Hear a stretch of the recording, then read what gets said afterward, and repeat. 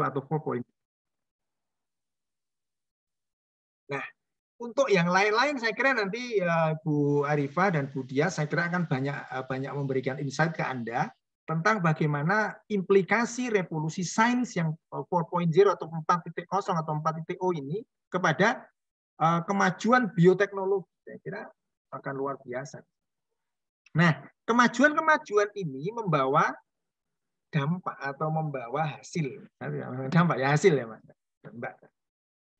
Mana belum berubah. Nah, membawa hasil revolusi sains yang setiap perpindahan ada dasar epistemologi untuk industri 4.0 atau 4.0 itu bahwa ada disparitas, ada kesenjangan antara orang dan objek, antara subjek dan objek. Senjangnya itu bisa dari sisi tempat, dari sisi waktu, tetapi terkoneksi secara real time. Itu dasar atau paradigma dasarnya teknologi industri 4.0 atau 4.0 seperti itu. Nah, tetapi apa yang kita lihat dari perkembangan itu adalah, saya langsung fokus ke bioethics. Ini isu besarnya, mohon maaf nanti Bu Arifah dan Bu Dias bisa melengkapi ya. Jadi saya di sini, saya yang ngutip, saya hanya membaca buku-buku bioetik tapi tidak menguasai secara umum, maka nanti bisa dilengkapi. Pertama adalah munculnya bioteknologi yang melahirkan terobosan dalam rekayasa kehidupan fisik. Kalau rekayasa kehidupan non fisik, nah itu mungkin di fakultas atau prodi lain ya, rekayasa sosial, rekayasa budaya itu mungkin di prodi lain. Kalau di sini rekayasa ada cloning, ada stem cell, ada transgenik, transplantasi organ, ada aborsi, ada macam-macam lah ya. Ada di situ itu dikatakan banyak sekali isu-isu tentang bioteknologi.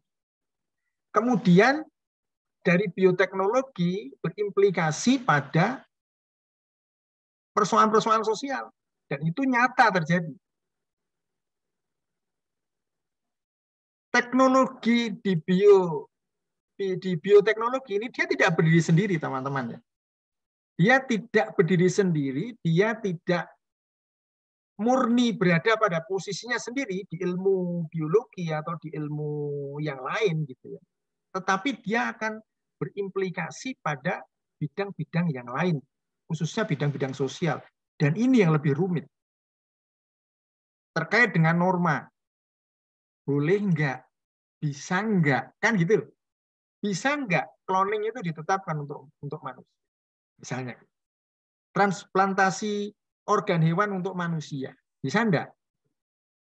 Atau nanti yang lebih baru lagi, itu transplantasi chip gitu ya, chip bentuk chip begitu yang memiliki informasi yang bisa dikendalikan dari jarak jauh dan dia bisa dikendalikan untuk gerak manusia, aktivitas manusia itu bisa ditanam itu, dan itu sudah dilakukan di Jepang. Itu saya tidak tahu ini masuknya ke bioteknologi atau apa, saya nggak tahu. Jadi chip itu ditanamkan di badan manusia dan chip itu bisa mempengaruhi gelombang otak sehingga dia bisa dikendalikan dari jauh. Orang itu bisa bergerak, bisa berperasaan itu dari jauh. Dikendalikan orang dari jauh. Kayak kalau di film itu apa ya? Bukan Terminator. Kalau Terminator kan murni The Matrix. Apa, Bu? The Matrix. Ya, mungkin The Matrix ya. Itu jadi saya nggak tahu. Yang jelas bukan Transformer ya. Kalau Transformer kan besi semua itu. Atau Terminator ya, Arnold Schwarzenegger itu. Atau yang lain ya. Pokoknya ditanamkan chip. Itu terdampak. Ya, sosial terdampak. Hukum akan terdampak. Kehidupan ekonomi. Kehidupan di dunia pendidikan. Apapun akan terdampak. Artinya apa? Poin yang perlu kita catat bahwa perkembangan bioteknologi itu akan melahirkan bioetik. Ada konsep-konsep sosial yang harus dibangun untuk menjelaskan. Dan nanti kita fokusnya ke situ. Nah, lebih spesifik ke kehidupan kita sebagai orang Islam, nanti ada persoalan dengan etika yang ada dalam Islam. Tidak hanya Islam sebenarnya, semua agama. Semua agama punya konsep-konsep yang spesifik terkait dengan perkembangan bioteknologi seperti itu. Tapi khusus di Islam, bagaimana nanti hasil teknologi yang seperti saya sebutkan di atas itu bersinggungan dengan dasar-dasar agama Islam tentang ketauhidan dan sebagainya. Karena apa?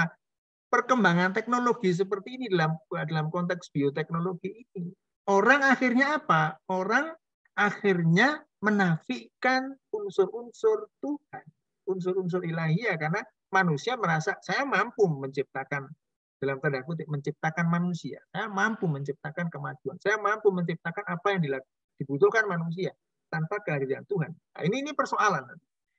Nanti di Barat muncul apa yang kita kenal dengan agnostik. Tuhan diakui ada, tapi nggak berperan apapun. Karena manusia mampu mencukupi dirinya sendiri dalam konteks.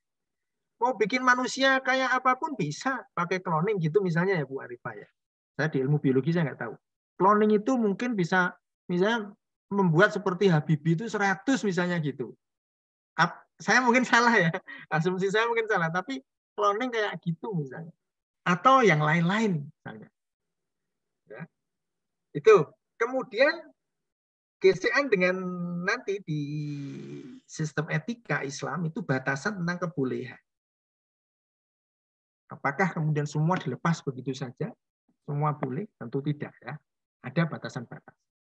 Kemudian tujuan-tujuan itu dilakukan. Apakah hanya memperturutkan hasrat-hasrat kemajuan sains, tidak memperhitungkan dampak sosial, atau apa tujuannya?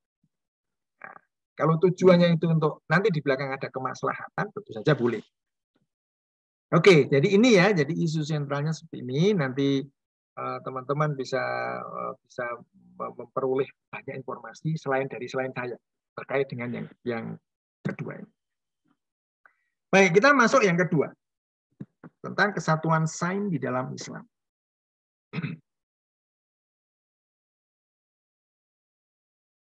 Di dalam Islam, Al-Quran itu merupakan fondasi dasar dari ilmu pengetahuan dan teknologi.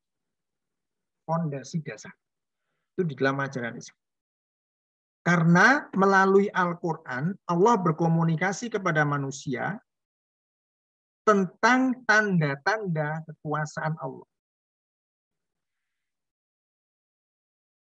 Nah, tanda-tanda kekuasaan Allah itu pada akhirnya menjadi inspirasi lahirnya sains.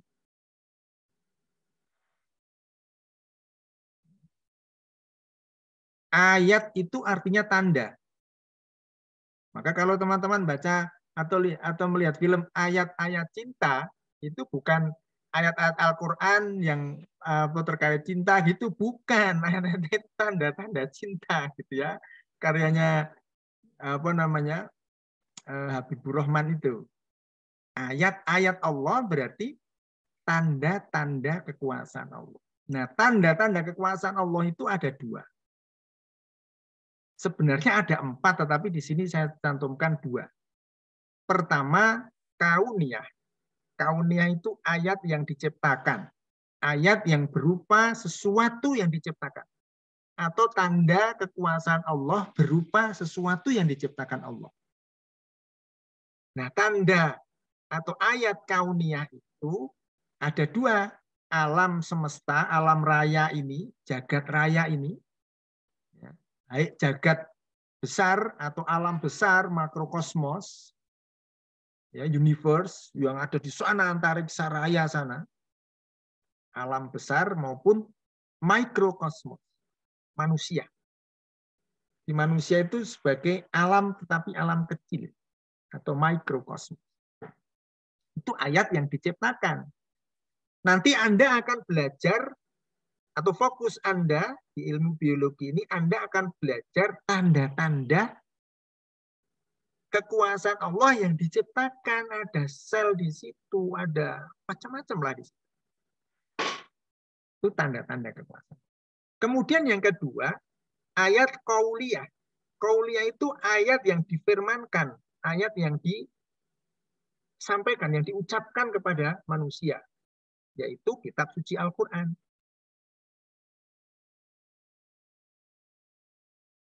Jadi kalau dirinci ada 3. Alam semesta nomor 1, manusia nomor 2, kemudian Al-Quran nomor 3. Ada satu lagi sebenarnya namanya ayat tarikhiyah. Ayat tarikhiyah itu ayat berupa peristiwa. Berupa peristiwa tarikhiyah. Peristiwa apapun. Itu tanda kekuasaan Allah. Ya, ini kita memulai dari awal, maksudnya dari yang awal tentang sistem etika di dalam Islam.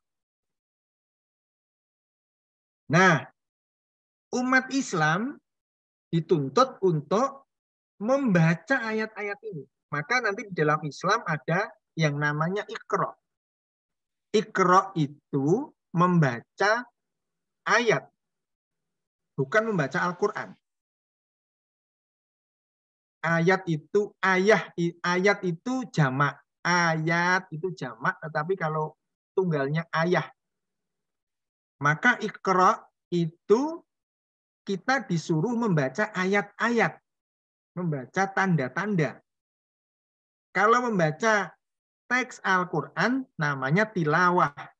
Nanti kata perintahnya utlu. Utlu ma uhiya ilaika, bacalah Al-Quran yang telah diwahyukan kepadamu. Tapi Rasul diminta atau disuruh oleh Allah, Iqra, bacalah. Iqra bismi rabbikal ladzi khalaq. Bacalah dengan nama Tuhanmu yang telah menciptakan. Iqra wa rabbukal akram. Bacalah dan muliakanlah Tuhanmu. Nah, maka tugas manusia, tugas umat Islam itu membaca. Membaca itu berarti menalar, memikirkan, membuat eksperimen, meneliti. Percobaan-percobaan dilakukan itu namanya membaca. Membaca ayat. Nah, dengan membaca ayat ini, jadi membaca ini kewajiban, Mas dan Mbak ya. Jadi di dalam Islam membaca ayat itu kewajiban. Karena dia kewajiban, di dalam sejarah Islam, umat Islam pernah menorehkan sejarah kegemilangan sains yang luar biasa. Melahirkan ilmu pengetahuan yang luar biasa. Nanti di belakang akan saya kutip. Ya, ini fondasi dasar di dalam Islam. Ini harus jelas kita. Jadi nanti kita belajar bioteknologi itu tidak lepas dari cara kita membaca ayat. Oke, kita lanjut. Nah, alat untuk membaca atau instrumen untuk membaca, instrumen untuk mempelajari di dalam Al-Quran disebut akal. Akal. Akal itu tidak pernah disebut dalam kata benda. Karena di dalam Al-Quran, akal dalam bentuk kata benda itu tidak ada. Mungkin ini saya tanya ke teman-teman. Anda pernah membedah membedah hewan ya? Pernah ya? Hewan itu berakal apa? Kayak gitu atau yang kayak gimana? Hewan itu berakal enggak, Mbak? Enggak, Pak. Masih kebingungan. Masa enggak berakal? Hewan itu mampu merespon enggak? Mampu, Pak. Mampu. Yang membuat dia mampu itu apa? Ada menemukan bendanya enggak di dalam ketika kamu bedah itu? Otaknya, Pak. Nah? Iya, Pak. Otaknya apa gimana? Ya. Oke, ya enggak apa, itu interpretasi ya, enggak apa. Tapi kan kita belum bisa membuktikan yang membuat respon itu apa kan? Kucing dipanggil datang itu apakah dia naluri, apakah kerja otak atau apa? Kita belum tahu. Oke, sekarang kalau Anda membayangkan, Mbak, Anda besok bekerja dengan seorang dokter bedah dan riset ke sana, orang itu membedah, ya, mohon maaf ya, mohon maaf saya salah, membedah mayat gitu ya, membedah itu karena untuk riset. Kira-kira kalau dalam diri manusia yang namanya akal itu apa?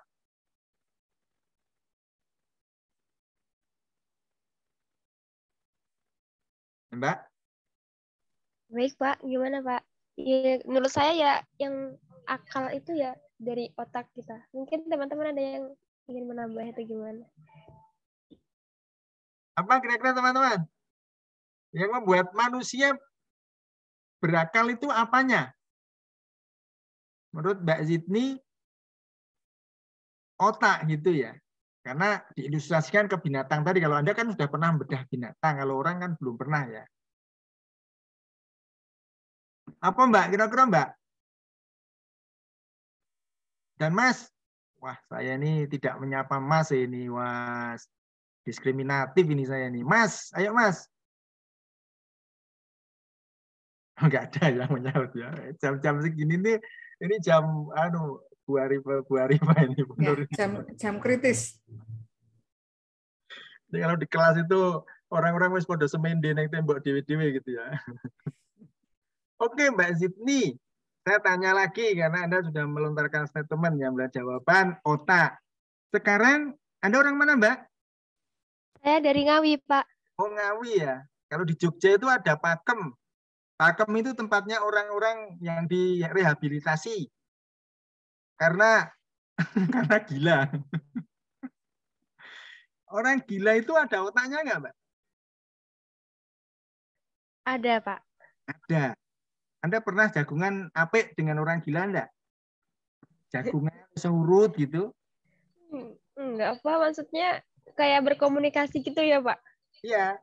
Ngobrol seurut, Anda suruh masukkan jarum ke lubang benang ke lubang jarum, runtut gitu, bisa enggak? Kelihatannya sulit ya, Pak? Sulit ya. Ditanya hari juga tahu enggak kira-kira dia? Kelihatannya enggak, Pak. Enggak Karena tahu. saya belum pernah menanyai hari kepada orang yang gila, Pak. Saja bahwa Anda menanyai hari kepada orang gila gitu ya. Pernah enggak? Belum pernah, Pak. Belum pernah. Tapi Anda kalau membayangkan, kira-kira bisa jawab enggak? Ya. Enggak tahu, Pak. Karena belum mencoba. Saya sudah pernah mencoba. Tanya Belum. hari jawabannya malah kalau kok ke es teh gitu ya. Terus belikan es teh gitu. Wah, itu neng Badran itu ya Bu Nur ya. Bu Arima itu di Badran itu dulu ada orang yang suka tepuk tangan. Oke, poinnya di sini begini Mbak Zidni dan teman-teman.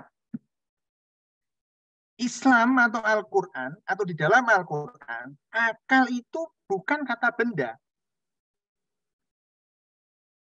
Akal itu bukan kata benda.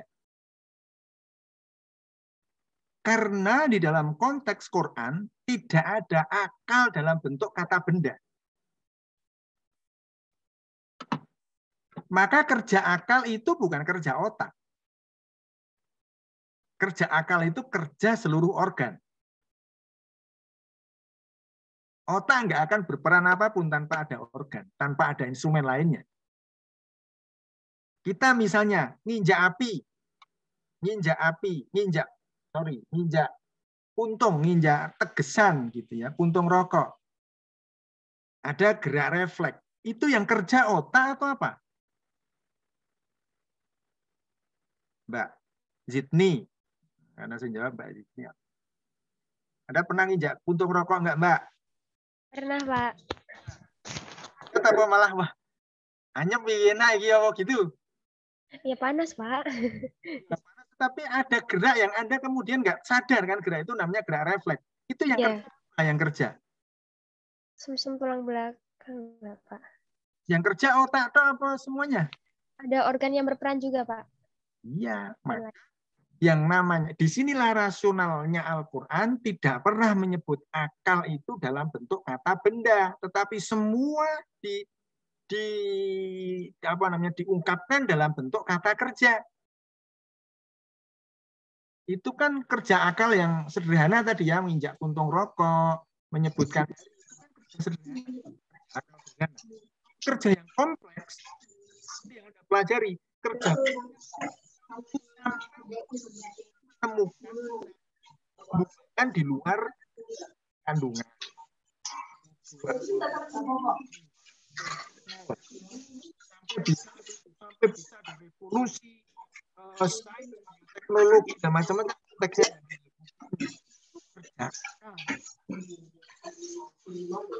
Apa yang bekerja komponen dalam manusia, maka Al-Quran akal itu mukul.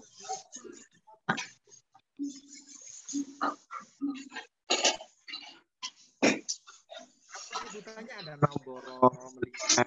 Ini ayat-ayatnya nih Mbak ya. Ayat nomor 5, surat nomor 50 ayat 6 sampai 7. Kemudian Quran surah 38 ayat 29 begitu ya. Jadi kata-kata ini, kata-kata tadabbaro, kata naudoro itu berada pada notasi-notasi ayat ini. Semuanya ditunjukkan dalam bentuk kata kerja, tidak pernah ditunjukkan dalam bentuk kata benda. Tujuan Al-Quran apa tujuannya? Tujuannya untuk memberikan pelajaran kepada manusia bahwa yang namanya akal itu aktivitas. Bukan bendanya. Maka tadi saya tanyakan orang gila itu bendanya ada. Mukhunnya, otaknya, perongkolannya otak itu ada, tapi tidak berfungsi. Karena tidak ada koordinasi yang baik antara satu organ dengan organ lainnya. Nggak bisa. Maka pendengarannya Anda tanya Hari malah tertawa terbahak-bahak ya. Kenapa Mas? Wah, malah guyu Anda ditunjuk-tunjuk gitu. Wah, rame banget membunyi dangdutnya malah gitu. Tanya Hari malah dangdutnya apa gitu. Gitu ya. Jadi ini poin instrumen untuk menghayati dan membaca ayat-ayat Allah adalah akal. Tetapi akal bukan sebagai kata benda, tapi akal sebagai sebuah activity, ya, sebagai sebuah experience, ya, sebagai sebuah kerja yang aktif. Ada memahami, fahima, ada tazakaro, ada faqiha, ada tafakkaro, ada tadabbaro, ada nadhara dan sebagainya. Ini cuma contoh, yang lain masih banyak sekali. Seperti itu. Nah, sekarang bagaimana hasil dari akal ini? Inilah epistemologi dari kesatuan sains di dalam Al-Quran pun seperti itu, dalam Islam seperti itu. Kesatuan ilmu pengetahuan. Jadi dengan berdasarkan akal itu, tugas manusia seperti ini, seperti diagram ini. Itu di surah Fussilat nanti ya, dijelaskan di surah Fussilat ayat 53, Allah menjelaskan sanurihim ayatina fil afaqi wa fi anfusihim hatta yatabayyana lahum annahul haq.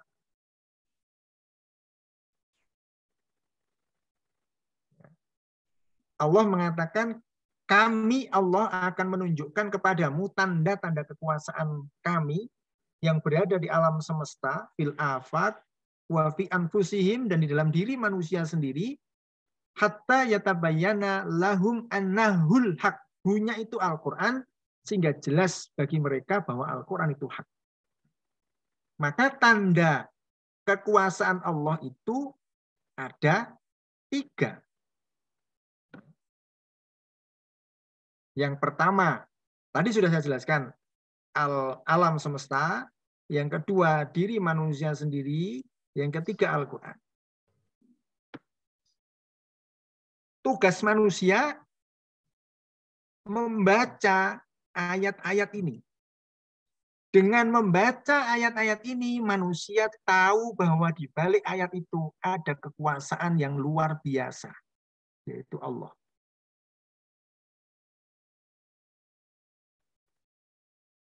Ya. Kalau di fisika nanti disebut ada similarity, ada infinity, dan ada singularity. Itulah Allah. Sekali lagi ya, ayat-ayat ini ditunjukkan kepada manusia supaya manusia itu membaca Iqra atau qiraah. Setelah manusia membaca, manusia mengetahui bahwa di balik ayat itu ada Allah.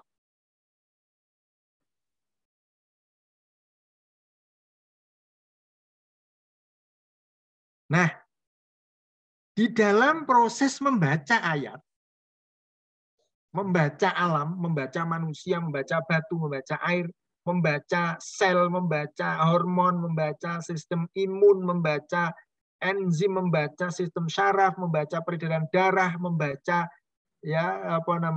sistem air yang ada dalam badan, membaca apapun yang ada dalam diri manusia, maka nanti manusia akan tahu di balik itu ada Allah. Maka di dalam membaca pun hasil dari bacaan Anda, hasil dari penelaahan Anda, hasil dari ilmu pengetahuan dan teknologi yang Anda hasilkan itu harus didasarkan pada apa yang diinginkan Allah. Itu sistem etikanya nanti. Oke, satu-satu sekarang, Pak. Ketika manusia membaca Al-Quran, membaca di sini qiraah ya, yang saya sampaikan itu qiraah berarti kita membaca bukan teksnya, teks dan konteksnya, teks dan isi konteksnya yang kita baca. Kalau membaca hanya teksnya, misalnya Bismillahirrahmanirrahim, Alif Lam Mim, Dzalikal kitabul la raiba fihi hudan lil muttaqin, itu namanya tilawah. Tetapi yang saya maksud di sini membaca itu qiraah. Setelah membaca tilawah, memahami, memaknai, kemudian ada eksperimen, ada pendalaman yang luar biasa. Nah, ketika kita membaca Al-Quran, qiraah Al-Quran, umat Islam membaca Al-Quran, lahirlah ilmu-ilmu Al-Quran di atas ini. Dan lahirlah semangat untuk mengembangkan ilmu pengetahuan.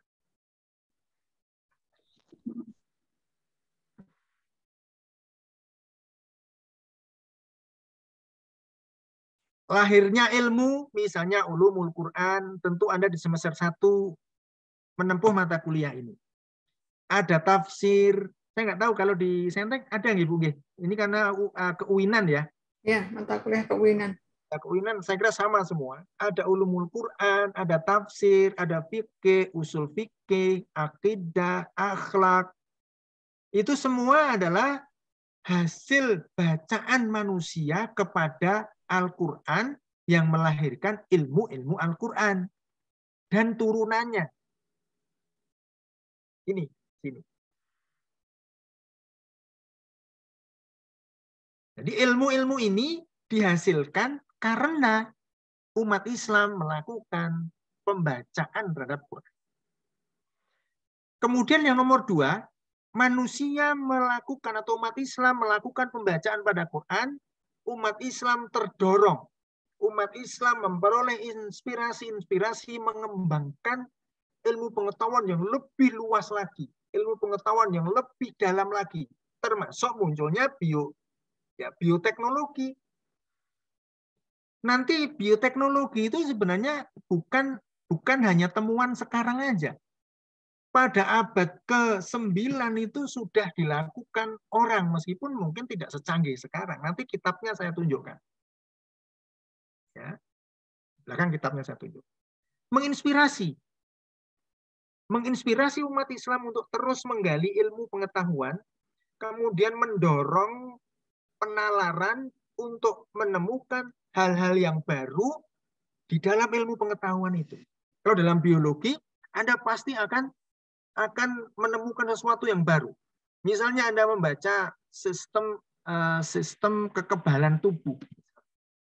Wa fi anfusihim afala tubsirun, dan terhadap apa yang ada di dalam dirimu, wahai manusia, apakah kamu tidak pernah memperhatikan? Anda membayangkan apa yang ada dalam diri manusia. Anda di ilmu biologi kemudian membuat klasifikasi. Ada sistem ini, sistem reproduksi, sistem ekskresi, sistem imun, sistem enzim, semuanya itu bagian Anda lah. Tetapi Al-Quran jawil gitu. Jawil itu apa? Mencolek kita, ada sesuatu yang harus kamu perdalam. Dan umat Islam sudah pernah menorehkan kejayaan ilmu pengetahuan, ya, meskipun sudah sempat terhenti dan sekarang mulai lagi, termasuk munculnya ilmu-ilmu yang luar biasa. Ini dari satu ayat saja akan muncul seperti itu. Kemudian ayat yang berikutnya, ketika manusia membaca tanda-tanda kekuasaan Allah yang berada dalam diri manusia sendiri, membaca, menalar, menghayati, kemudian melakukan eksperimen, melakukan riset, eksperimen lagi, trial, error, terus begitu, maka lahirlah ilmu-ilmu sosial dan humaniora. Ini terkait dengan sisi kebiasaan dan perilaku manusia. Dalam diri manusia nanti terkait dengan fisik dan dari sisi hal-hal yang menunjang konsep hidup manusia nanti di alam semesta itu desain, karena manusia juga sebagai alam kecil. Kalau yang di nomor 2 ini khusus dalam konteks kegiatan dan pola hidup manusia. Lahirlah sosiologi, lahirlah antropologi, lahirlah psikologi, lahirlah ekonomi, lahirlah geografi, lahirlah sastra dan seni, lahirlah sejarah, lahirlah filsafat, dan ilmu-ilmu lainnya. Maka kalau Anda dari jendelamu itu nengok ke kiri, kok ke kiri ya? Ke utara itu kemana?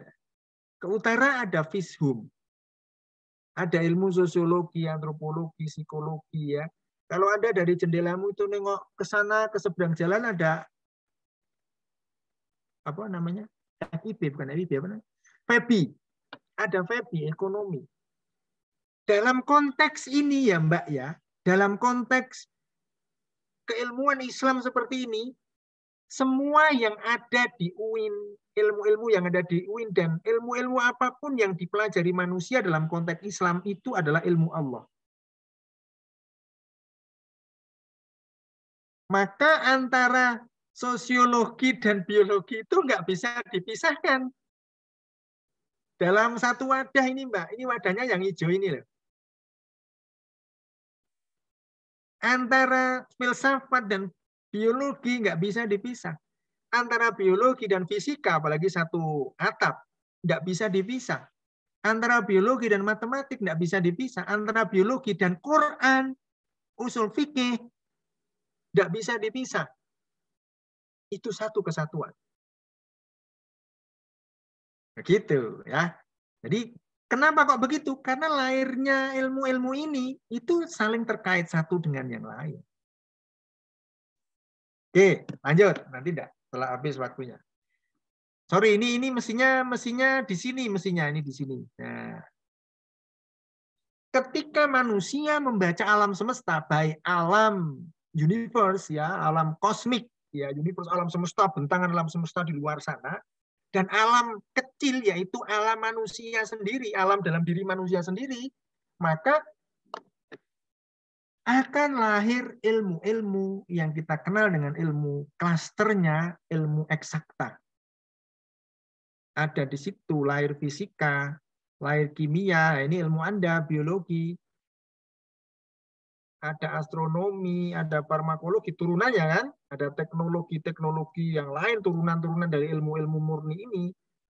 Dan lain sebagainya itu karena apa? Karena manusia membaca alam, tanda-tanda Allah di dalam alam semesta, dan hasilnya akan menyadarkan bahwa di balik itu semua ada Allah Subhanahu wa Ta'ala.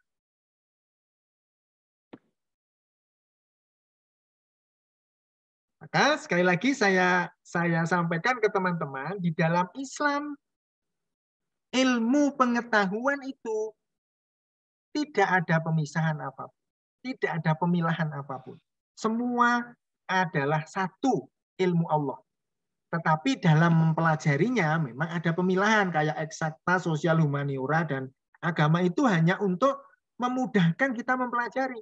Tetapi ketika sudah proses kita menerapkan ilmu, mengkaji ilmu itu satu sama lain sudah terkait.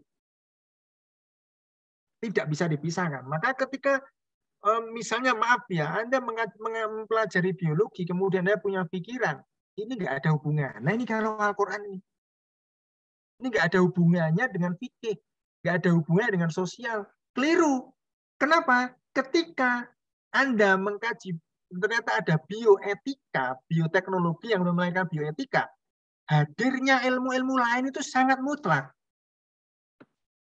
Ada aspek hukum yang perlu dipelajari, aspek sosial yang perlu dilihat, aspek ekonomi, aspek politik, aspek budaya, dan lain-lain itu akan terlibat. Maka disitulah teman-teman perlu menyadari bahwa di dalam Islam itu satu kesatuan ilmu itu nggak bisa dipilah-pilah. Gitu. Maka dari sinilah paradigma inilah nanti akan kita jadikan landasan ketika bioetika, etikanya itu dari mana? Itu perlu dipertimbangkan. Ketika Anda cloning itu boleh enggak dalam konteks hukum, dalam konteks sosial, dalam konteks budaya, dalam konteks yang lain yang lebih luas, lebih konteks sosial kebudayaan, boleh enggak? Kalau dari sisi ilmu biologi boleh enggak? Apa-apa Bu Anda mengkloning domba apa itu? Domba Dolly. Domba Dolly yang ada di Eropa itu kan sudah berhasil. Anda akan mengkloning domba Dolly ratusan, tidak masalah dalam ilmu biologi. Tidak masalah. Mengkloning manusia pun dalam konteks ilmu tidak masalah. Tapi kan nggak bisa berdiri sendiri. Stem cell nggak bisa berdiri sendiri. Ya.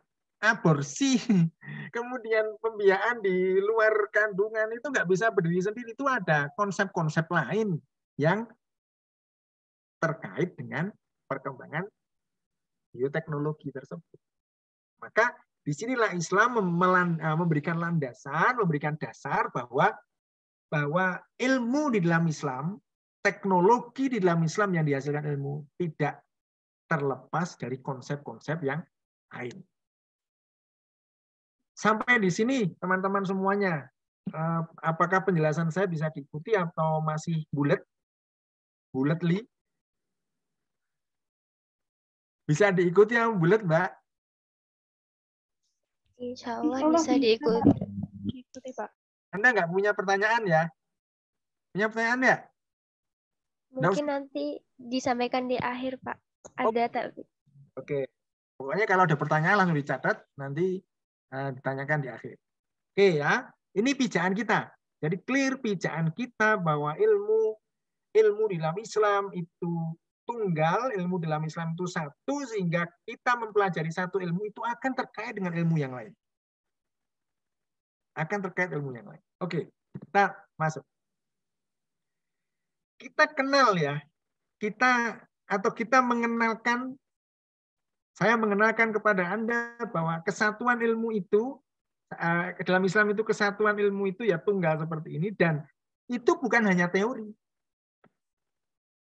Yang dilakukan, yang saya omongkan itu bukan hanya teori yang ada di buku-buku, bukan, tetapi sejarah Islam sudah membuktikan lahirnya ilmuwan-ilmuwan raksasa ilmu pengetahuan di dalam Islam yang lahir dari apa yang kita diskusikan tadi, lahir dari konsep kesatuan Islam. Pertama, Ibnu Haytham. Ibnu Haytham dalam bidang fisika, ini fisikawan dinobatkan oleh UNESCO sebagai fisikawan terbesar di dunia sepanjang abad. Ibnu Haytham, ahli optik. Ya, dia seorang matematikawan, fisikawan, ya, kemudian ahli optik terbesar sepanjang sejarah manusia sampai detik ini. Tapi dia juga ahli Al-Quran, hadis, seni, ya, fikih, filsafat. Tapi memang yang menonjol di dunia intelektual karyanya itu adalah bidang fisika.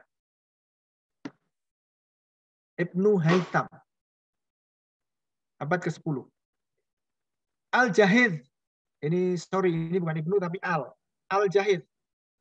Abu Utsman Al-Jahid, ya seorang fisikawan, seorang biologiwan. Saya nggak tahu ini biologi ini ya biologis gitu ya. Itu biologiwan atau biolog gitu ya. Kemudian sejarawan, kemudian ahli Al-Quran, hadis, filsafat, seni, ya ahli seni, sastrawan. Tetapi yang menonjol dari Al-Jahid adalah ilmu biologinya. Dia menulis buku, kitab, ada 19 jilid, berjudul Kitabul Hayawan. Kitab tentang binatang, di situ dia sudah menjelaskan perkembangan sains sekarang sudah disinggung oleh Al-Jahid. Tentang evolusi, tentang macam-macam lah. Nanti ya salah satu lembaran. Anda bisa kalau langsung googling ya Al-Jahid gitu ya, buku Kitabul Hayawan. Seorang biologiwan besar, dan dia memadukan, tadi sudah saya jelaskan tadi, ilmu Al-Quran, ilmu biologi, dan sosial humaniornya digabungkan menjadi satu kesatuan ilmu yang sangat menarik sekali. Kemudian Al-Jazari. Al-Jazari adalah fisikawan, ya, ahli teknologi robotik. Robotik tidak hanya dari sekarang aja. Abad ke-10 sudah ada di dunia Islam robotik. Meskipun tidak menggunakan elektrik, tetapi menggunakan mekanik. Dia ahli Al-Quran, hadis, filsafat, tafsir, Al-Jazari itu. Kemudian Jabir Ibnu Hayyan, kimiawan. Dia yang menonjol kimianya, ilmu kimianya. Kata-kata kimia itu juga dari ilmunya dia. Al-kimia itu asli bahasa Arab, namanya alkimia. Kemudian diserap dalam bahasa Inggris alchemy, gitu kan? Alchemy, kemudian chemistry. Ada yang mengucapkan chemistry, tapi ada yang alchemy gitu. Istilah-istilahnya pun itu masih menggunakan istilah-istilah Arab, alkana, alkuna, alkena, gitu kan, Mbak? Iya, tak? Iya, Pak. Di literatur Barat nggak bisa menerjemahkan kata alkana, alkina, alkuna itu dalam bahasa Latin atau bahasa Barat nggak bisa, masih dipakai sampai detik ini.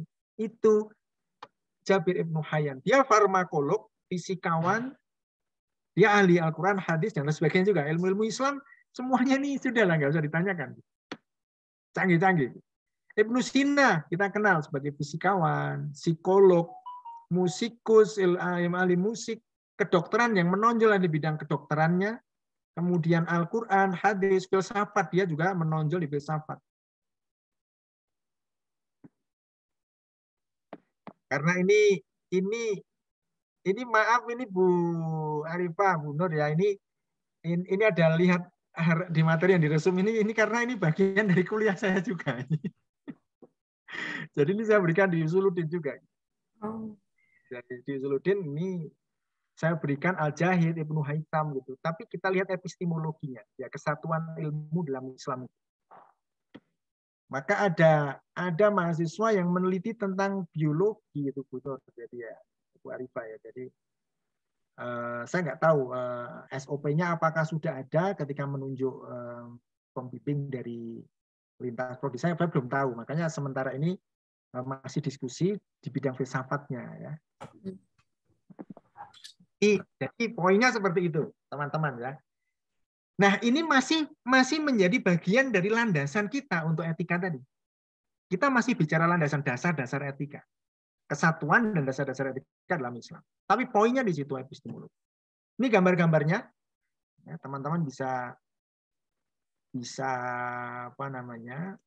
melihat di sini gambar-gambarnya. Ini yang pertama adalah Ibnu Haytham, kemudian ini Al-Jazari, Abu Razaz Al-Jazari, Ibnu Sina, kemudian Jabir Ibnu Hayyan. Ini yang saya sebutkan Anda tadi, Al-Jahid. Ya, ahli biologi terbesar dalam sejarah sains Islam. Yang lain ada. Ini salah satu gambar dari kitabnya.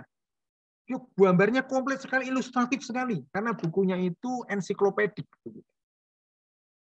Ya, ada gambar sistem ekskresi, reproduksi, bagaimana nanti kemudian sel itu nanti monggo lah. Jadi Anda yang tahu ya, sistem sel, kemudian sel itu bisa digunakan untuk sel itu bisa dikembangbiakkan di luar gitu. Itu sudah dijelaskan di sini. Telur, kenapa ada ovipar, ovovivipar, dan apalagi satunya saya, apalagi ya? Pelajaran SMP yang lali. Ovipar, ovovivipar, dan vivipar apa ya? Saya nggak tahu, lupa saya. Iya, Pak. Ya gitu kan? Itu kok bisa gitu loh. Kok ketika binatang itu telinganya nggak keluar, bertelur. Tapi kalau telinganya keluar, nggak bertelur. Itu dijelaskan di sini. Itu penjelasan awal. Kalau sekarang kan itu remeh ya. Kalau ilmu pengetahuan sekarang, itu remeh. Tapi kan kenapa kok bisa begitu? Itu kan kita nggak pernah mendapat pengetahuan kan. Kelelawar kenapa nggak bertelur, tapi ular bertelur. Tetapi ada satu hewan di Australia itu, nggak disebutkan di kitab ini, tapi riset akhir apa namanya, kayak bebek, tapi beranak. Apa itu di Australia itu namanya? Apa Mbak?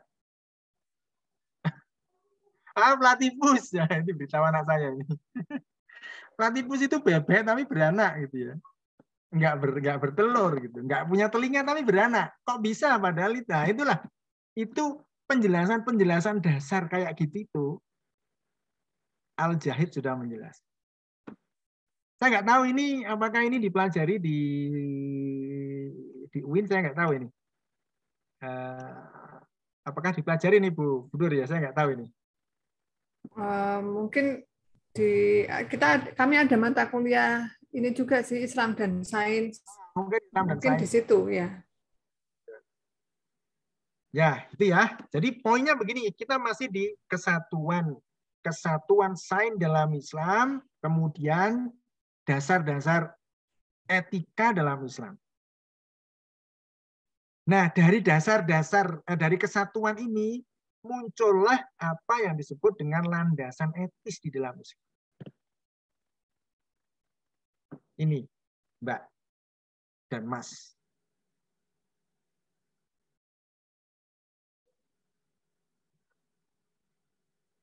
Ketika tadi manusia melakukan pembacaan, penalaran, qiraah kepada Al-Quran, kepada manusia sendiri, kepada alam semesta, dan di balik munculnya ilmu pengetahuan, di balik munculnya hasil eksperimen, hasil research, dan munculnya ilmu pengetahuan yang luar biasa itu, semua ilmuwan Muslim selalu menunjukkan bahwa inti dari inti, core of the core-nya, ilmu pengetahuan itu adalah tauhid. Ibnu Haytham itu orang hebat, dia melebihi Stephen Hawking. Tapi Ibnu Haytham selalu mengaitkan apa yang dia temukan itu di balik itu Allah yang menjadi superpower. Ya, menjadi superpower. Seperti kita aja ya, Mbak. Saya memberi ilustrasi, Mbak. Memberi ilustrasi. Ketika kita tidak sedang melakukan apa-apa, kita tidur pulas, tetapi semua organ kan bekerja ya. Ya Mbak ya? Mbak Jitni ya? Jantung bekerja, sistem imun bekerja, sistem peredaran darah bekerja, sistem syaraf bekerja meskipun istirahat ya. Tapi sistem-sistem yang lain akan bekerja pada waktu kita tidur. Kenapa begitu? Kalau yang real, lebih real lagi begini Mbak. Ini penelitian real sekali. Nggak tahu ini masuk biologi atau masuk ke fisika. Di Al-Quran dikatakan di Ashabul Kahfi itu Allah mengatakan dibolak-balik badannya Ashabul Kahfi. Ya kadang-kadang miring ke kanan, kadang-kadang miring ke kiri, kadang-kadang melumak terlentang begitu. Itu dikatakan di Quran. Itu oleh ilmuwan Muslim yang tinggal di Barat diteliti. Kenapa kok manusia itu tidur sementara dia tidak sadar ketika tidur, tetapi dia miring ke kanan, miring ke kiri. Anda pun miring ke kanan, miring ke kiri nggak kalau tidur? Iya, Pak. Iya, Pak. Ya, berangkatnya terlentang, tapi bangun itu ngerti-ngerti wis mengkurep, sikile wis nalar napa kidul gitu kan? Iya, Pak. Itu begini ternyata. Ketika misalnya manusia terlentang, tidur terlentang, sel-sel kulit, jaringan kulit itu terhimpit sehingga dia kekurangan oksigen. Ya, sel-sel kulit terhimpit. Ya, punggung itu ada sel-sel kulitnya, dia terhimpit, dia kekurangan oksigen, maka ada sistem yang sangat kompleks sekali yang memerintahkan otak, kemudian otak memerintahkan badan untuk miring. Maka dia tidak terlentang lagi, dia jadi miring ke kanan. Supaya apa? Kulit yang di punggung itu mendapat aliran darah dan mendapatkan oksigen sehingga tidak mati atau tidak hancur. Miring ke kanan, kalau sudah terlalu lama, sel kulit seperti itu terus-menerus. Kemudian ilmuwan ini tinggal di Eropa dan di Kanada, gitu ya. Sebenarnya dari Turki itu ilmuwannya itu. Ya. Kemudian membuktikan bahwa ada sistem kerja yang sangat kompleks yang ada di dalam diri manusia, dan itu manusia, sel itu tidak bekerja sendiri. Ada sesuatu di balik itu. Ya, karena dia Muslim, dia kemudian mengatakan inilah isyarat yang disampaikan Al-Quran bahwa nahnu aqrabu ilaihi min hablil warid. Kami Allah dekat kepada manusia melebihi dekatnya manusia dengan urat lehernya itu. Dia tafsirkan bahwa kerja seluruh sistem yang ada dalam badan manusia itu Allah langsung yang menangani. Meskipun manusia tidur. Maka dasar etika yang dibangun di dalam Islam itu landasan utamanya adalah ketauhidan, yaitu keimanan kepada Allah. Ini nanti membawa dampak apapun yang ada dalam kehidupan manusia terkait dengan temuan-temuan manusia harus tidak boleh bertentangan dengan aspek iman. Maka ada etika. Temuan-temuan biologi, ya, sehebat apapun, bagaimana kita bisa menyinkronkan, bagaimana kita bisa menyelaraskan temuan itu dengan etika-etika dasar Islam yang tidak merugikan manusia pada umumnya. Itu landasannya iman atau belief. Nah, dari iman lahir amal soleh. Amal soleh itu bukan hanya sodako, zakat, wirid. Bukan itu, Mbak. Anda belajar ilmu biologi, Anda praktikum di lab, Anda kemudian mempublish riset Anda mempresentasikan di hadapan Bapak Ibu dosen. Itu amal soleh. Ketika Anda lakukan, itu basicnya Anda mengkaji tanda-tanda kekuasaan Allah. Itu amal soleh. Jadi amal soleh bukan hanya sodako, wiritan, pikiran, bukan hanya itu. Ya, sodako, wirid, zikir, sholat, zakat itu amal soleh, iya. Tapi bukan hanya itu. Ada amal soleh yang lain yang sifatnya praktis di dalam kegiatan kita sehari-hari. Nah, yang ketiga, ini yang paling penting, aspek kalau di filsafat nanti aspek aksiologinya, aspek nilai yang dihasilkan. Hasil dari pengamatan kita, riset kita, ilmu pengetahuan kita, teknologi yang kita hasilkan, kemajuan-kemajuan yang sudah kita gapai, itu harus membawa maslahat. Kalau tidak membawa maslahat atau membawa mudarat, itu pasti bertentangan dengan konsep iman. Konsep tauhid. Nah, sekarang bagaimana dengan isu-isu bioteknologi yang melahirkan perkembangan sains yang mungkin tidak secara langsung beririsan dengan Al-Quran? Tetap saja bahwa tauhid atau keimanan itu menjadi intinya. Ini dalam Islamic perspektif begitu. tetap saja tauhid melahirkan konsep-konsep etis dalam berbagai hal.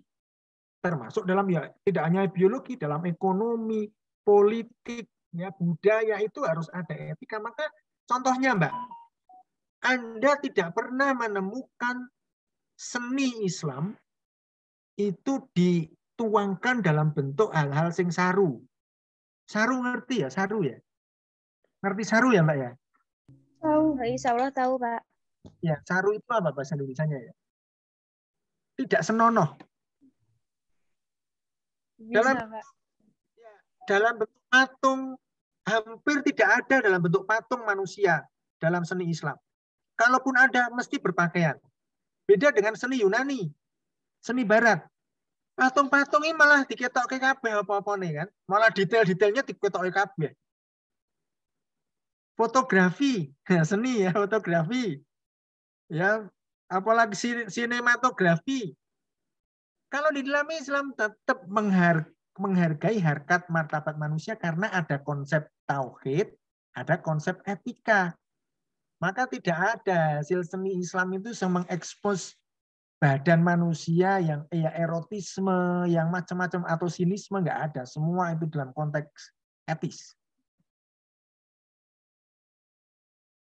Anda buka aja Mbak Google ya, patung-patung dewa-dewi Yunani. Nggak ada yang pakai pakaian Mbak. Nggak ada yang pakai baju.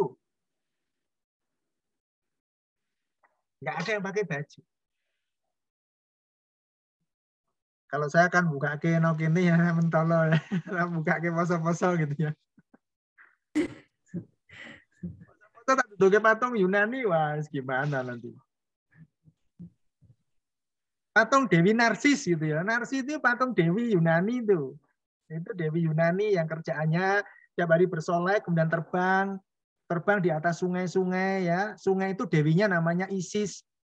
Isis betul namanya, bukan Isis Jawa ya. Cilir gitu bukan Isis ya. Orisis, Isis gitu. Ya, itu selalu dia terbang di atas, itu mitologi Yunani ya. Terbang di atas sungai karena apa? Dia ingin melihat dirinya setelah bersolek. Ya dipuji-puji oleh dewi-dewi yang lain, itu Dewi Narsis. Maka sekarang disebut wah narsis gitu ya. Itu biar dilihat orang lain gitu ya. Oke, itu kita kembali ke sini. Tauhid dalam konteks apapun dia akan melandasi etika. Sekarang kita masuk ke tema kita di bioetika. Sistem nilai yang dibangun di dalam Islam dalam konteks tauhid itu sebenarnya sederhana, Mbak. Ya. Akhlak Islam atau etika Islam itu sederhana. Dari kata, maaf ya, saya nulis memakai huruf Arab. Ya. Akhlak, di sini akhlak ya, akhlak gitu ya, akhlak.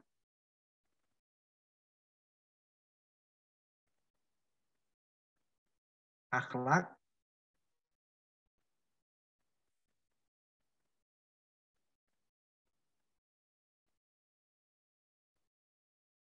itu di sini khalik, saya tulis pakai bahasa Arab juga, pakai huruf Arab. Khalik, khalikun. Kemudian manusia itu makhluk. Saya tulis juga dengan huruf Arab.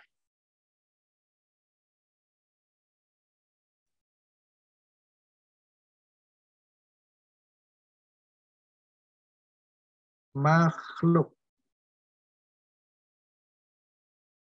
Makhlukun. Anda cermati, Mbak. Baik kata akhlak, baik kata khalik dan makhluk, ini kalau dalam bahasa Arab namanya wazannya. Wazannya sama. Huruf kha, lam, qaf. Kha, lam, qaf. Kha, lam, qaf. Kha, lam, qaf. Artinya apa? Nah, inilah sistem etikanya di sini. Nanti disebut sistem akhlak. Bahwa apapun perbuatan manusia, apapun perbuatan manusia, temuan-temuan manusia, eksperimen yang dilakukan manusia, riset yang dilakukan manusia, kajian-kajian yang dilakukan manusia, aktivitas-aktivitas yang dilakukan manusia, harus dipertanggungjawabkan kepada Allah. Maka disebut dengan akhlak. Karena apa? Pelakunya itu manusia sebagai makhluk, pertanggungjawabannya harus kepada Allah. Maksud pertanggungjawaban itu harus berdasarkan kaidah-kaidah, dasar-dasar nilai yang berasal dari Allah. Bukan manusia. Maka Allah wajib diketahui, wajib diikuti tata nilainya. Kalau fenomena di barat agnostik, dia hanya mengetahui Allah tapi tidak diikuti tata nilainya. Ada yang lebih di atasnya agnostik, ateis, tidak mengakui keberadaan Allah, lebih-lebih mengakui sistem nilainya. Yang dipakai hanya sistem nilai yang ditentukan manusia. Itu kalau agnostik atau ateis. Tapi Islam tidak pernah mengajarkan begitu. Tidak pernah mengajarkan. Yang diajarkan Islam adalah semua hal yang dilakukan manusia, baik itu perbuatan sehari-hari maupun temuan-temuan ilmu pengetahuan, basicnya adalah Allah. Basicnya adalah ketauhidan. Maka itulah yang disebut dengan sistem nilai atau kita mengenalnya dengan akhlak. Akhlakul karimah. Di sini. Di sini. Nah, spesifik lagi. Ketika kita berhadapan dengan temuan-temuan ilmu pengetahuan, khususnya di biologi, kita harus menyaringnya, kita harus melihatnya dalam konteks bagaimana ini sistem nilai Islam melihat. Bagaimana sistem nilai yang lain juga melihat. Maka harus ada kemauan itu. Kemauan untuk menyejajarkan cara pandang kita terhadap perbuatan atau temuan-temuan bioteknologi, khususnya di biologi, dan dengan menyejarkan dengan itu dan nilai-nilai yang berasal dari Allah. Artinya, kita melandasi semua temuan itu dari nilai Allah. Maka itulah yang dikenal dengan biopolitik. Nanti di dalam ilmu ini kita, Anda sudah saya ajak tamasya ke ilmu-ilmu lain ya. Ke ilmu tadi ilmu Islam, sekarang ke ilmu biopolitik gitu. Biopolitik itu maknanya apa? Ini bukan politik pemilu loh maksudnya loh ya. Wah, politik ini pemilu. Bukan politik terus harus partai, bukan gitu maksudnya. Biopolitik itu kemauan manusia untuk melihat dan untuk memposisikan diri dan melihat aspek-aspek atau melihat hal-hal lain itu dalam konteks yang lebih nature, bukan egoistik. Kalau egoistik seperti ini, dan ini sangat ditentang oleh Al-Quran. Anda posisinya di tengah, Anda menjadikan semuanya ini objek.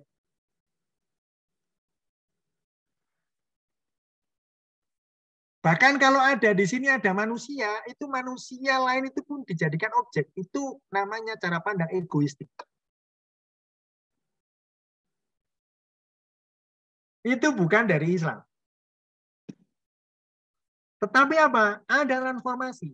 Transformasi kita bahwa posisi kita itu seperti ini.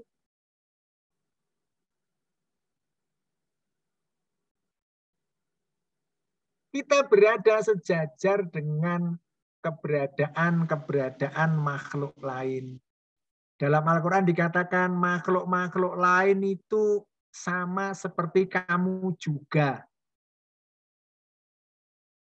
Sejajar begini, itu adalah cara kerja kita, keinginan kita dalam melihat kehidupan biopolitik kita, melihat atau memposisikan diri kita sebagai manusia itu secara nature. Kita berada seperti ini. Nah, yang di tengahnya ini siapa? Coba tebak, di tengahnya ini siapa? Tengahnya siapa, Mbak? Allah mungkin, Pak. Siapa? Siapa, Mbak? Allah. Tadi Firda ya. Ya, Firda. Allah, betul sekali.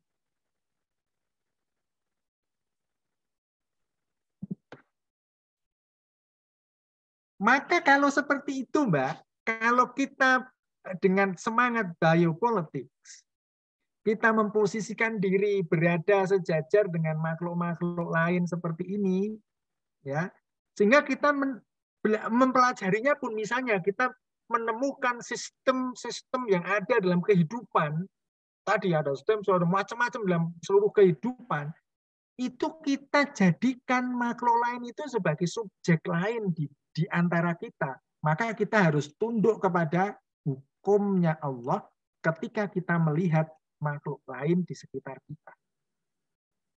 Maka orientasi atau tujuan-tujuan kita dengan pola seperti ini adalah biocentrism. Biocentrism itu kita memposisikan atau kita mengedepankan konsep kehidupan sebagai sentral tanggung jawab kita. Maksudnya kehidupan itu berarti apapun yang menunjang kehidupan, apapun yang menunjang kemaslahatan hidup, itu biocentrism, sifat kita, karakter kita untuk melihat hidup itu adalah tanggung jawab yang besar. Karena Allah Al-Hayyu. Allah Al-Hayyu berarti Allah yang maha memberi hidup. Maka tanggung jawab manusia adalah menjaga kehidupan.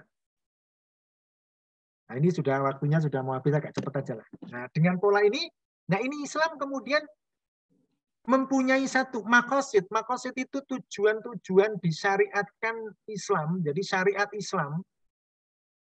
Syariat itu bukan fakultas syariat ya, syariah loh ya Mbak ya.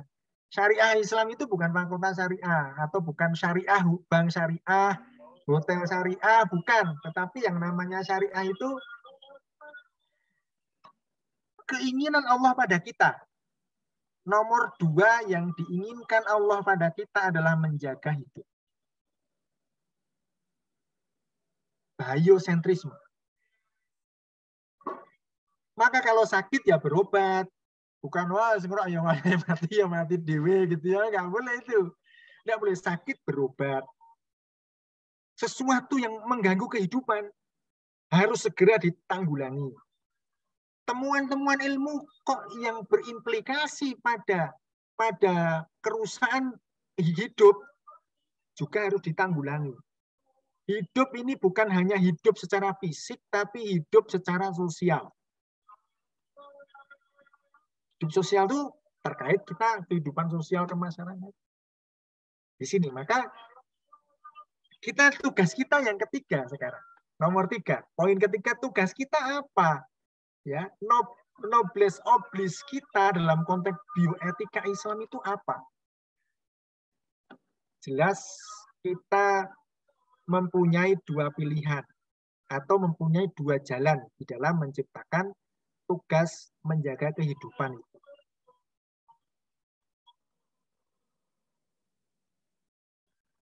Ini Anda sudah saya ajak ke filsafat, Mbak ya. Deontologi. Deontologi itu Anda nggak usah baca ini, nanti bingung. Ini aja, deontologi itu begini. Ukuran baik benar, ukuran betul salah, ukuran wajar dan tidak wajar dari perbuatan manusia itu ditentukan oleh aturan, oleh niatnya. Nek niatnya apik, perbuatannya ya bagus. Meskipun perbuatan itu di mata hukum kadang-kadang nggak baik.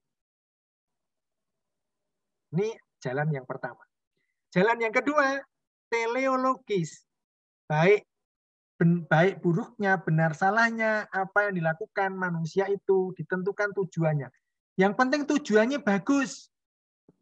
Persoalan prosesnya macamnya nggak baik ya nggak masalah. Yang penting tujuannya bagus. Yang penting manfaatnya bagus. Itu teleologis. Nah, sekarang Islam di mana posisinya Islam itu? Apakah hanya yang penting niatnya apa? Yang penting niatnya bagus. Atau yang penting tujuannya bagus. Apa begitu? Islam tidak begitu. Islam mengedepankan konsep yang disebut dengan maslahah dan doruriyah.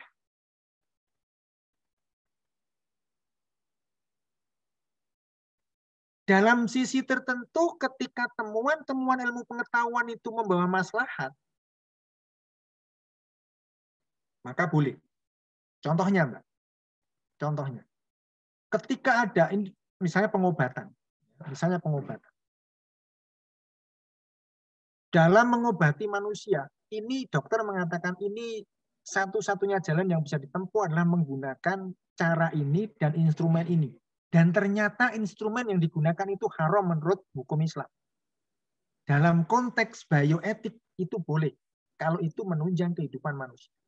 Dalam Al-Quran dikatakan, kalau kamu tersesat di hutan, nggak menemukan makanan apapun, satu-satunya yang lewat itu hanya babi, maka babi halal. Ya, karena untuk menunjang hidup. Karena kalau kamu nggak makan babi dengan terpaksa nggak makan sama sekali, kamu mati.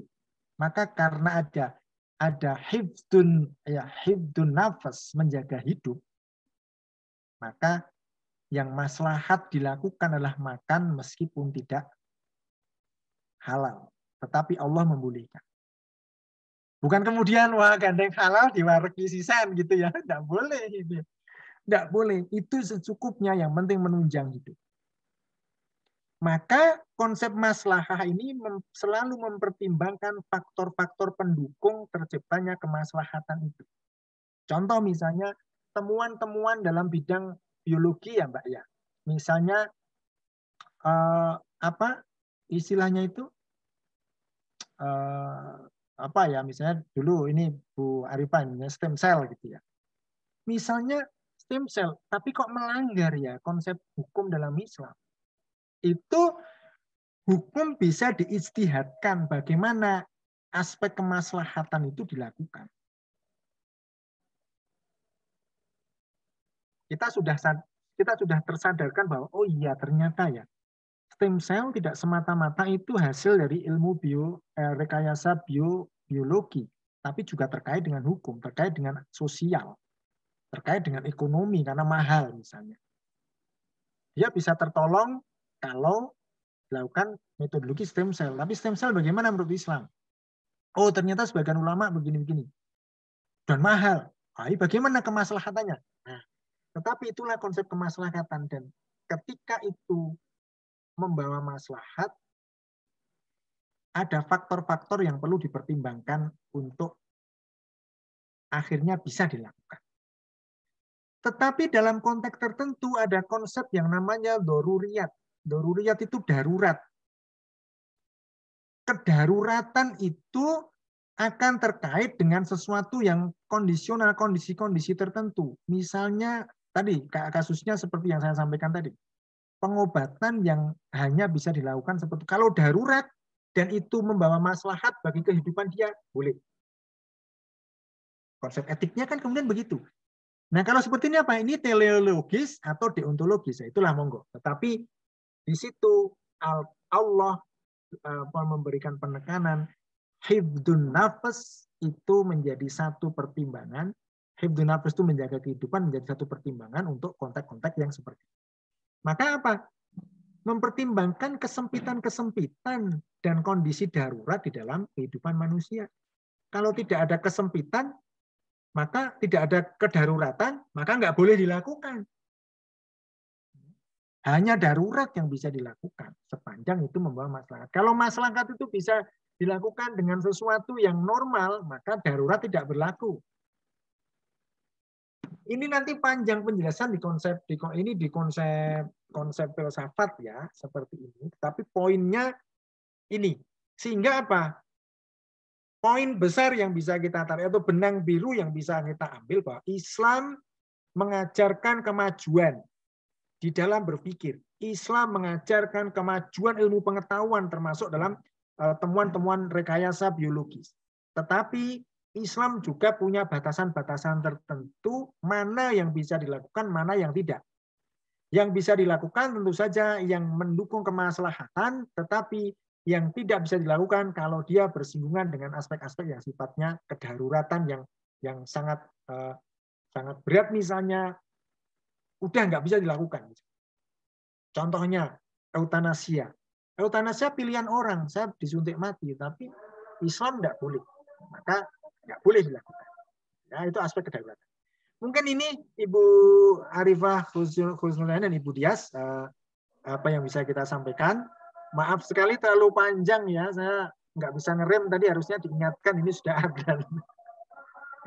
Terima kasih. Ini dulu ya, ini pas habis ya. Saya kembalikan waktunya ke Bu Arifah Husnulayan. Terima kasih banyak Pak Ustadi. Ya, tadi mau diingatkan tapi kok kayaknya tanggung gitu ya. Ya, silakan Mbak, Mas semuanya. Tadi ada yang mau, nanti pertanyaannya katanya mau di belakang saja setelah pemaparan. Monggo silakan kalau ada pertanyaan. Ya Bu, izin bertanya ya Bu. Oke, silakan. Ini siapa, Mbak Yudni ya? Iya Bu. Oke, silakan. Pertanyaannya hampir sama yang saya tanyakan ke Bu Dias kalau nggak salah yang pertemuan keberapa itu ya Bu.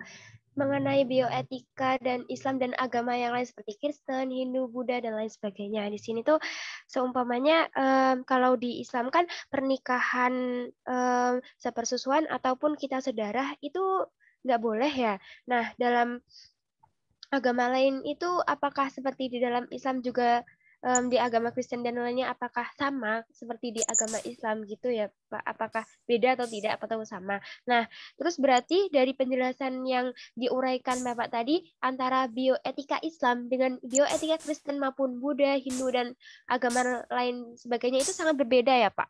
Gitu. Terima kasih. Monggo. Monggo langsung aja Pak Ustadi. Ya, mohon maaf dia sini. Oke, Mbak ya. Kebetulan sekali kok saya ini Mbak, saya bidang ilmu saya itu apa ya? Mbak Anita mungkin bisa di-mute dulu Mbak. Ini siapa yang tampil? Mbak Anita ya? Mbak Anita Anggra ini. Ya, Mbak Anita. Oke ya. Saya kebetulan disiplin ilmu saya itu di studi agama-agama.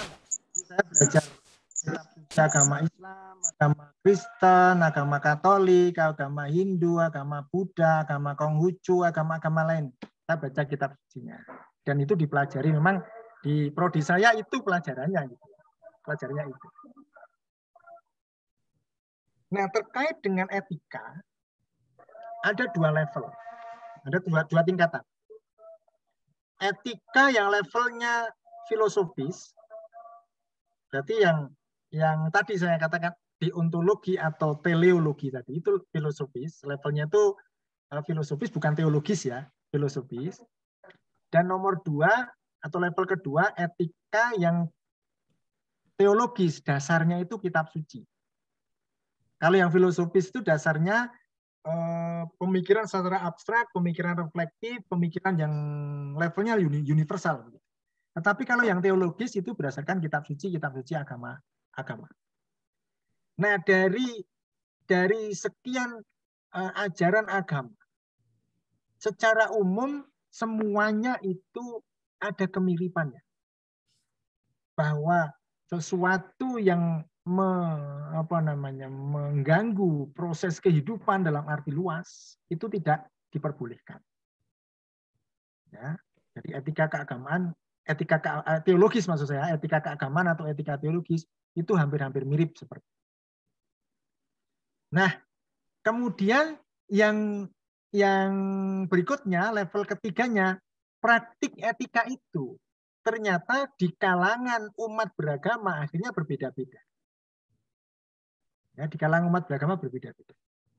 Contohnya kasus tadi, contoh kasusnya adalah nikah saudara sepersusuan. Islam secara etis melarang, jelas. Karena tidak ada sesuatu yang mengganggu kemaslahatan dalam kehidupan. Dan ini ilmunya mesti Anda lebih tahu kan, ada faktor-faktor apalah ya, kandungan-kandungan apa dalam badannya yang itu akan mengganggu proses kehidupannya. Itu pasti Allah menjelaskan begitu pasti. Nah, bagaimana dengan agama lain? Agama lain dalam konteks yang lebih detail tentang nikah sepersusuan memang tidak ada teks-teks sedetail Quran. Maka yang diambil adalah nilai-nilai universal tadi yang filosofis tadi. Yang penting tujuan atau deontologi atau teleologinya itu memenuhi, maka nanti pada level umat, pelaksanaan di umat itu berbeda-beda nanti terjemahan. Maka nanti mungkin kita bisa menemukan di umat agama lain ada yang melakukan itu meskipun kasuistik. Tetapi di Islam jelas itu dilarang, maka hampir tidak ada nikah sepersusuan. Kecuali tidak tahu. Nah, kalau sudah tahu dari awal, pasti itu sudah terlarang. Jadi, sistem etika yang dibangun di dalam Islam mungkin lebih kompleks. Kompleks dalam arti lebih detail dibandingkan dengan dalam agama lain. Maka bioetika yang dikembangkan Islam, basisnya itu selalu apa istilahnya, nilai ini di misalnya ilmu koherensi dan korespondensi dengan ilmu pengetahuan itu selalu pas, artinya ketidakbolehan itu selalu ada jawaban ilmiahnya. Meskipun sekarang kita belum menemukan nikah sepersusuan itu nggak boleh, kenapa? Abad sekarang mungkin belum, tapi abad yang akan datang larangan Allah itu akan menemukan kesesuaian, koherensi, dan korespondensi dengan temuan ilmiah. Nah, di agama lain kan nggak ada larangan itu. Ya. Maka yang dipakai oleh penganut agama lain adalah etika yang sifatnya universal, bukan bioetika Kristen, bioetika Yahudi, bioetika bukan, tapi yang diambil ada nilai-nilai etika universal, tidak seperti di dalam Islam. Maka ya, seperti itu Mbak jawabannya. Bukan sama. Ada yang sama, ada yang tidak. Tetapi ada irisan-irisan tertentu dari etika-etika agama lain dan agama Islam pada aspek kemaslahatan tadi. Begitu saya kira. Ya, gimana Mbak Jitni? Mungkin sudah cukup jelas, Bu. Terima kasih banyak atas penjelasannya. Kalau belum jelas, boleh tanya lagi loh. Dan boleh juga apa.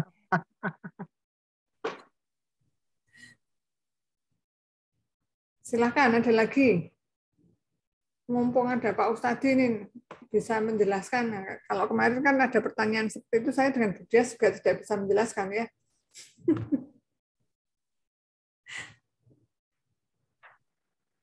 Ada lagi? Monggo. Kalau Anda mungkin satu lagi silakan kalau ada yang mau bertanya satu lagi.